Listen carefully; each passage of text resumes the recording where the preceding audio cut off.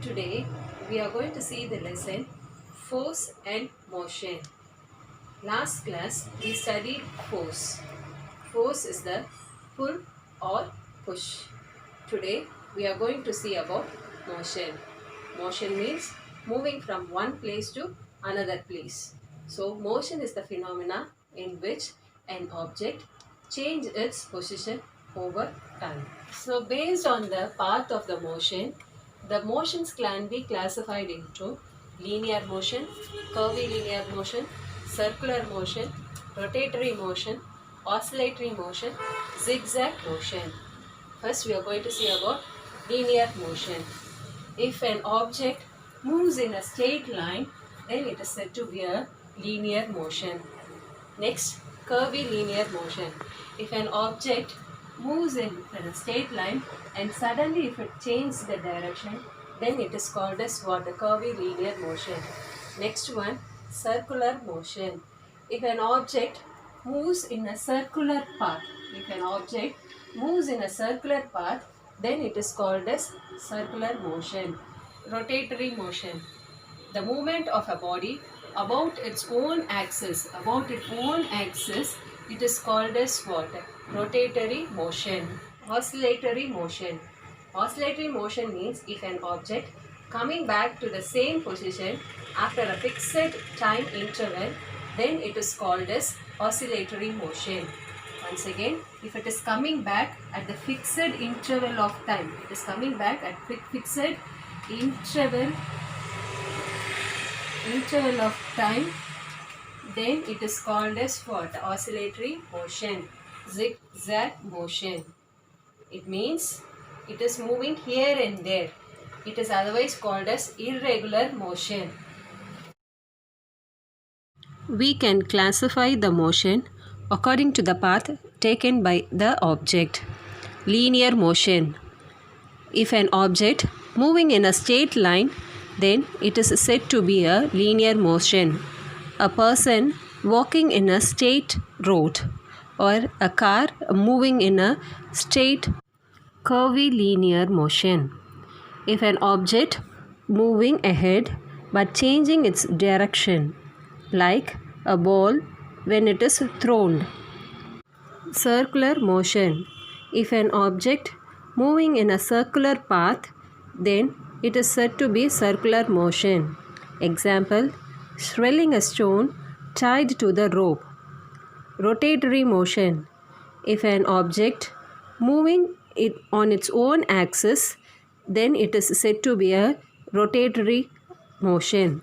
Example, rotation of a top or earth. Oscillatory motion. If an object coming back to the same position after a fixed time of interval, then it is called as oscillatory motion. Example, pendulum. Zigzag motion.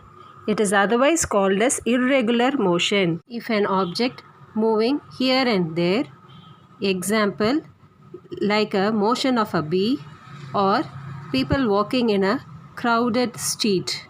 Take the case of the hour hand of a clock. In one day, it makes 2 rounds. It takes equal interval of time to rotate itself. Look at the water waves in a given period, that is, a time interval, a fixed number of waves hit the shore.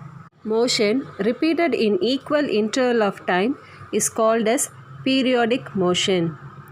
Let us take the example of sabbing swing in a wind. This motion is not in uniform interval. Such motions are called non-periodic motion. Look at the tall tree. When the wind is gentle, its branches are dancing slowly. But if the gentle wind becomes strong, the branches shake violently. And if the speed increases further, the branches may even break and fall. That is, the motion can be slow or fast. Compared to walking, cycling is fast, but a bus is faster than a cycle. The aeroplane is much faster than a bus.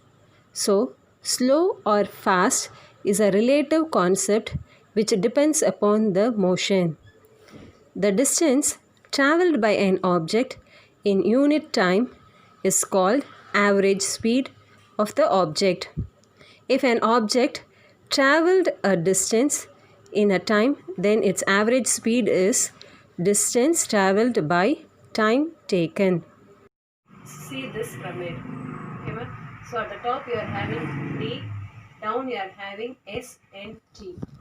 D stands for distance and S stands for speed and T stands for time. If if a problem is given for you and if they have given S and T, okay, well, that is speed and time is given for you and you have to find the distance, then you can use this formula. Okay, ma, if you want to find the distance, if the distance is not given, okay, ma, so you can calculate as speed into time.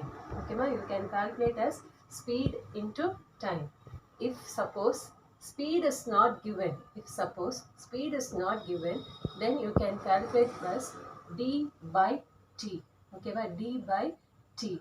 If t is not given, if you have to find time, then you can use this formula, d by s. See, this is a problem for you. If an object traveled 10 meters in 2 seconds, then what is the average speed? In this problem, they have given you the distance. Okay, but the distance is 10 meters and also they have given you the time 2 seconds. Okay, ma? So already we have studied the formula that if you want to find the speed, yes, the formula you have to use is d by t, that is distance travelled by time taken. What is the distance travelled here? It is 10 meters. So we have written as 10 meters. What is the time taken? It is 2 seconds. So we have written as 2 seconds. So if you divide the 10 by 2, you will get 5. So the answer for the speed is 5 meters per second. You have to write the unit correctly. If you are not writing the unit, the whole problem will be wrong. This is another example for you. A bus takes 3 hours to cover the distance of 180 kilometers, then its average speed. So we have to find the average speed.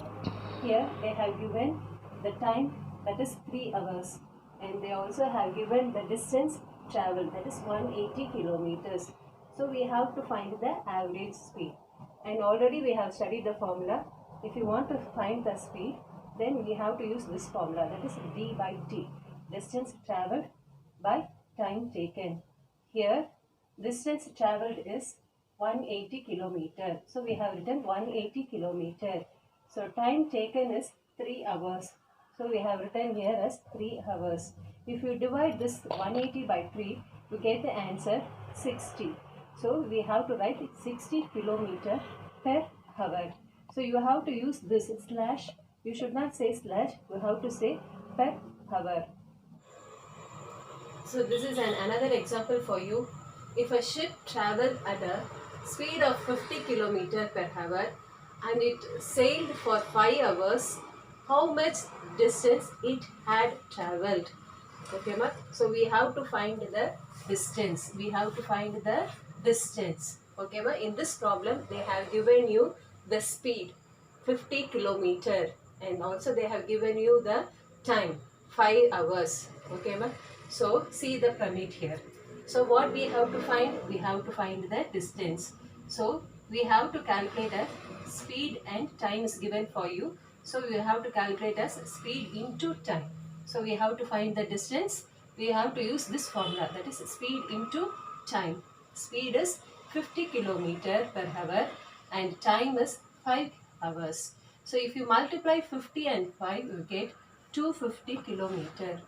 Next example, a bus travels at a speed of 50 km per hour and has to cover a distance of 300 km. How much time will it take? So in this problem, we have to find out time. Okay, ma? They have given you the speed as 50 km and the distance as 300 kilometer. Okay, ma? So they have given you the distance as 300 kilometer, and also they have given you the speed as 50 kilometer per hour. So we have to use the formula T, that is time, distance by speed. So distance is 300 kilometer and speed is 50 kilometer per hour. If you cancel the 0 and if you divide 5 by 30, you will get 6. So 6 hours.